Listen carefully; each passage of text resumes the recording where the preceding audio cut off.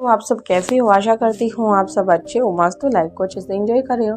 अगर आपको हमारी वीडियो पसंद आ रही है तो प्लीज़ ज़्यादा से ज़्यादा शेयर करें, लाइक करें, कमेंट कर ज़रूर बताएं। बिना किसी देरी के वीडियो को स्टार्ट करते हैं। मैं उनसे सिर्फ थोड़ी देर के लिए मिलना जानना चाहता हूँ। अब अनिका कहती है जरूर जाओ। मैं कहती हूँ कि इस बार भूमि को भी साथ लेकर जाओ। यहाँ भी ये बोर ही और परेशान भी हो रही है। बाहर जाएगी, हवा देख खाली हवा में जाएगी तो इसको थोड़ा अच्छा लगेगा। अनिका की बात प्रीति झट से बीच में कूदते हुए कहती है, हाँ अनिका दी, आप बिल्कुल सही कह रही हो। इसी बहाने इनका कुछ गुस्सा थोड़ा सा शांत और कम हो जाएगा। लगातार एक ही जगह पर टिके रहने और काम के बोझ से ज्यादा होने से इनकी फ्रस्ट्रेशन कुछ ज्यादा कम हो जाएगा। प्रीति की इस बात पर भूमिका उसे तेज निगाहों से घूरती है और देखती है। फिर प्रीति उतनी ही तेजी से अपनी जगह से उठकर मुस्कुराते हुए अनिका के पीछे जाकर खड़ी हो जाती है। भूमि उसे अपना बचाव करती है। इसके बाद रोहित और अनिका वहां से बाहर चले जाते हैं। यहाँ कौटिल्य, भूमि और प्रीति के तीन मीठी नोक-झोंक आपस में चलती रहती है। थोड़ी देर बाद अब्दुल वहां पर पहुंच जाता है और कौटिल्य से कहता है सभी इंतजाम हो गए हैं। तभी कौटिल्य, तुम अभी निकल सकते हो। निखिल भूमि की तरफ घूरते हुए पूछता है, क्या तुम साथ आ रही हो? भूमि कुछ सोचती है और उसके बाद कहती है, ठीक है, मैं साथ चलूंगी।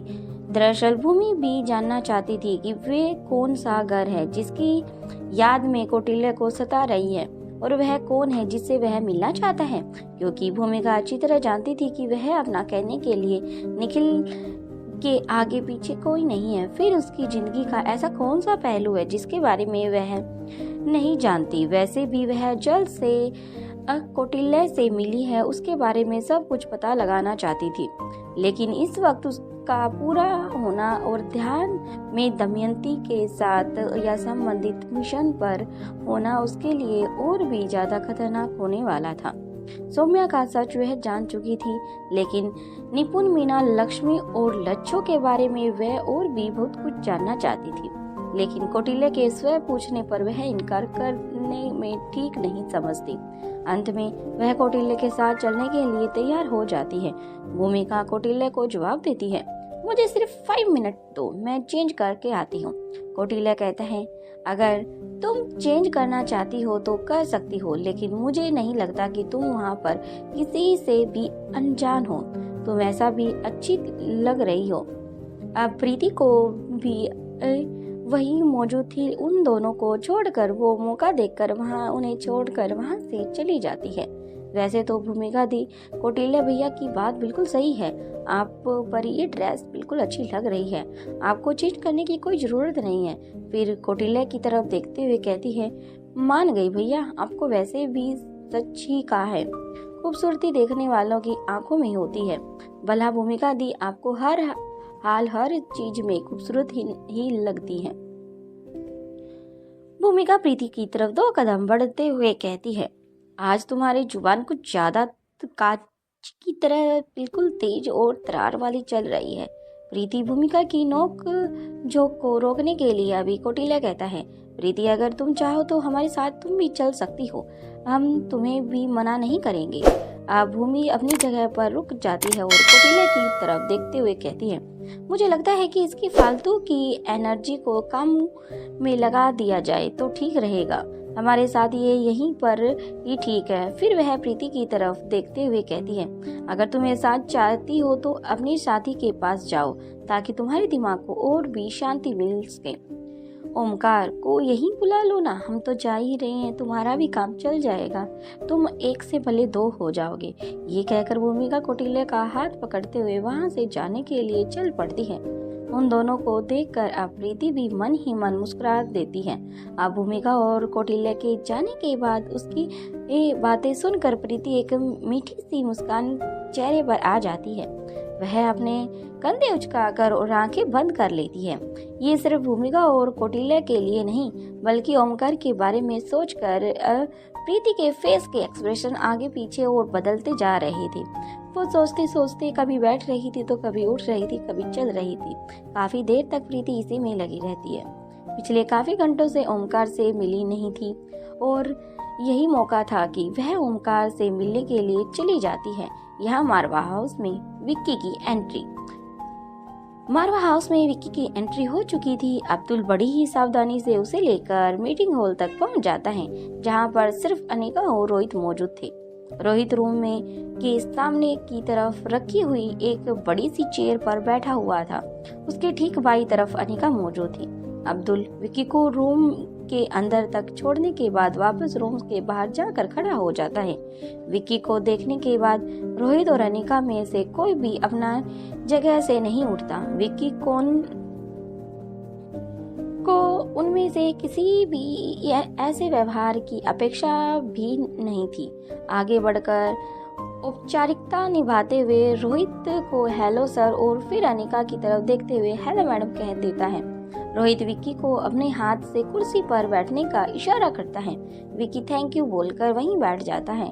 ठीक तरह से सेट हो जाने के बाद अब विक्की कहता है, आई होप आप दोनों को अच्छे होंगे। मैं आपका अधिक वक्त नहीं लूंगा, सीधा पॉइंट पर आते हैं।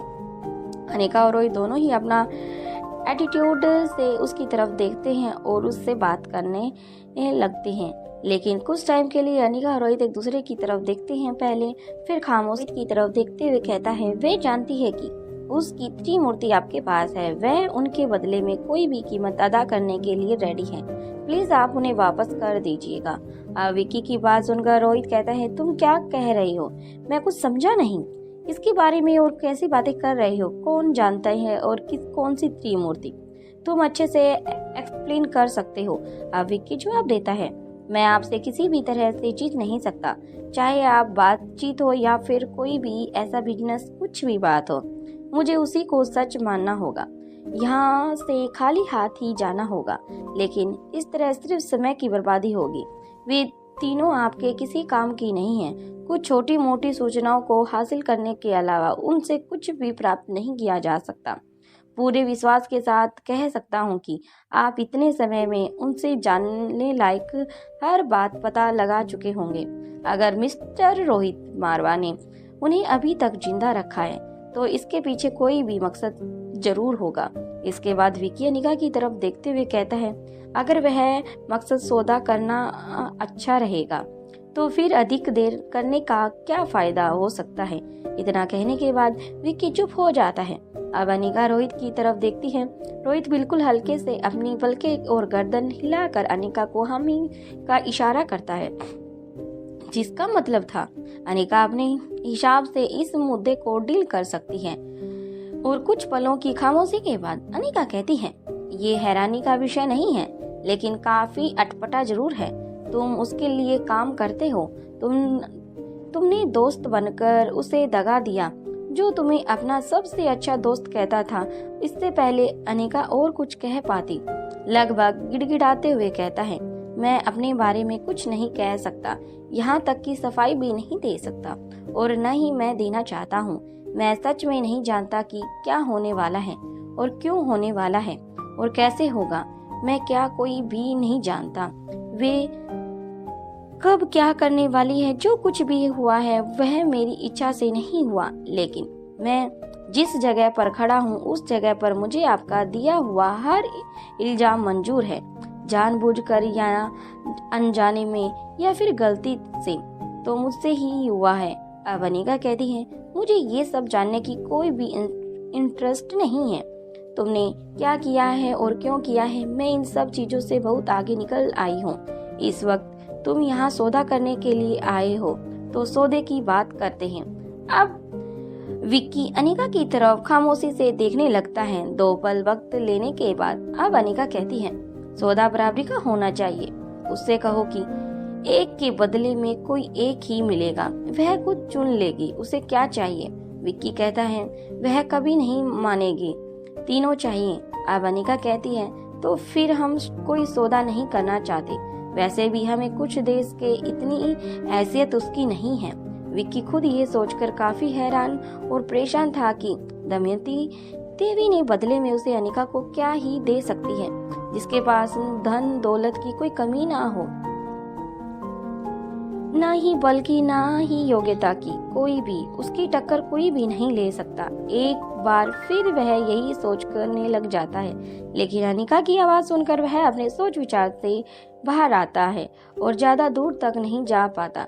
अपनी सोच से थोड़ा उसे सोच से बाहर निकलकर वह अनिका की तरफ देखने लग जाता है, क्योंकि वह नीचे की नजरें करके अनिका को देख रहा था, क्योंकि दिल ही दिल में विक्की एक तरफा का अनिका से प्यार करता था। अब अनिका आगे कहती है, जैसे हमें ये 3 हासिल हुई और अभी भी बहुत कुछ हासिल हो जाएगा। जैसे पहले कोई नहीं बचा, आगे भी इनमें से कोई भी जिंदा नहीं बचेगा। अब विक्की कहता है, ऐसा मत करो, ऐसा करने से सिर्फ तबाही होगी। वह जीते या हारे ये बात की बात है, लेकिन उसके लिए किसी की जिंदगी का कोई मोल नहीं है। उन्हें जो वो मांग रही है उन्हें दे दो। वह भी उसके लिए सिर्फ इसलिए जरूरी है क्योंकि ये भी उनके फायदे के हैं। यदि इनका विकल्प उसके पास होता तो वह कभी आगे बढ़कर सौदा नहीं करती, लेकिन यदि एक बार उसने मन ही मन ये ठान लिया है कि उसने इन तीनों की बलिदान के तौर पर इन्हें चुना है, उसके बाद न जाने वह क्या करेगी। मैं तुमसे हाथ जोड़कर प्रार्थना करता हूँ, फिर खामोशी से अपने मकसद को अंजाम दो। उसे मैदान में आकर लड़ने के लिए मत ललकारो। वे जो मांग रही है उसे वह दे दो। हालांकि अनिका को दमयंती देवी से कोई भी डर नहीं था, ना ही उसे इन सब बातों से कोई भी फर्क पड़ता था, लेकिन यह उसके भाई की जिंदगी का सवाल था, इसलिए वह किसी भी तरह से कोई भी खतरा मोल नहीं लेना चाहती थी। अगर उसे आमने सामने से लड़ना होता तो वह कब की लड़ चुकी होती। ईंट का जवाब पत्थर से अनिका देना जानती है। इतने समय तक रुककर जाल बिछाया जो उसकी प्रवृत्ति में नहीं था। अब दमयंती देवी उसमें पूरी तरह से फंस चुकी है। अब तक अनिका इंतजार इसी टाइम का कर रही थी। खुद दमयंती देवी सामने से आकर उसे आकाश का सौदा दे, और अब वह वक्त आ चुका है। भला अनिका पीछे कैसे हटने वाली थी। बस वह इतनी आसानी से हाँ करके ये नहीं जताना चाहती थी कि कब से इसी पल का तो वो इंतजार कर रही थी। अब अनिका बड़े ही आराम से कहती है, तुम एक समझदार इंसान हो, चलो हम तुम्हारी बात मान लेते हैं। हम तुम्हें ऑप्शन देते हैं, तुम उसमें से कोई भी एक चुन सकते हो। तुम वक्त बलवान है, वक्त के अकॉर्डिंग अपना चुनाव कर सकते हो। मैं तुम पर किसी तरह का दबाव नहीं बनाऊंगी। अनिका की बात सुनकर विक्की कहता है, बोलिए अनिका, आगे क्या कहती हो? तुम इन तीनों में से कोई 2 ही मिलेंगे, कोई एक जोड़ा तुम्हें चुनना होगा। 1-2 जोड़े से इस प्रकार का ऑप्शन 1 निपुण या लक्ष्य ऑप्शन या निपुण और सौम्या। विक्की अनिका के बीच में ही कुछ बोलने की कोशिश करता है, लेकिन अनिका उसे अपना हाथ आगे करके चुप रहने का इशारा करती है और आगे अपनी बात को जारी रखते हुए, वह चाहे जो भी हो, जोड़ा चुनना होगा। हम पहले ही जोड़ी की एक मूर्ति को इसके पास भेजेंगे। इसके बाद बदले में मुझे जो चाहिए वह हमारी तरफ भेजेगी। मुझे क्या चाहिए ये उसे खुद समझ जाना होगा। अगर उसने मेरी इच्छा की चीज नहीं बेची तो हम उसी वक्त इस डील को कैंसिल करेंगे, वहां से लौट आएंगे। फिर मैं उसकी बाकी की दोनों मूर्तियों को तोड़ दूंगी। यदि उसकी बेची हुई चीज मेरी इच्छा से अनुसार होगी तो मैं खुशी से उसकी तीनों जोड़ियों को एक उसके पास भेज दूंगी।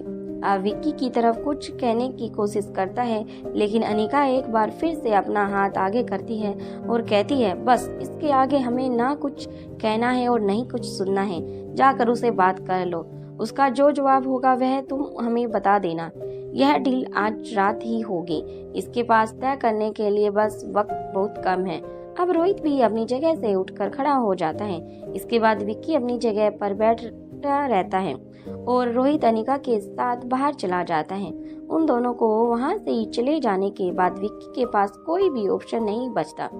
वह वहां से जाने के अलावा कोई चारा नहीं बचता। वो वहां से जाने लगता है। इससे भी ज्यादा समस्या की बात ये थी कि दमयंती देवी को क्या जवाब देगा, क्योंकि जो डील वहां यह यहाँ करने के लिए आया था उसमें पूरी तरह से सफल नहीं हो पाया। दूसरी तरफ खुद भी ये सोचकर काफी परेशान था कि दमयंती देवी किसे चुनेगी, और इससे भी ज्यादा परेशान करने वाली बात ये थी कि दमयंती देवी अनिका को ये बदले में क्या देगी जिससे कि अनिका खुश हो जाए। उधर भूमिका और कौटिल्य अपने मार्ग पर चलने लग जाते हैं और कुछ टाइम बाद अपनी जगह पर पहुंच जाते हैं। भूमिका हैरान होते हुए कौटिल्य की तरफ देखती है और पूछती है, हम ये कहाँ आ गए हैं और ये जगह कौन सी है। भूमिका के ऐसे सवालों पर कौटिल्य उसकी तरफ देखता रह जाता है। बाकी का नेक्स्ट एपिसोड में वीडियो पसंद आई है तो प्लीज़ लाइक, शेयर, सब्सक्राइब और कमेंट कर जरूर जाना। कोई गलती हो उसके लिए दिल से सॉरी।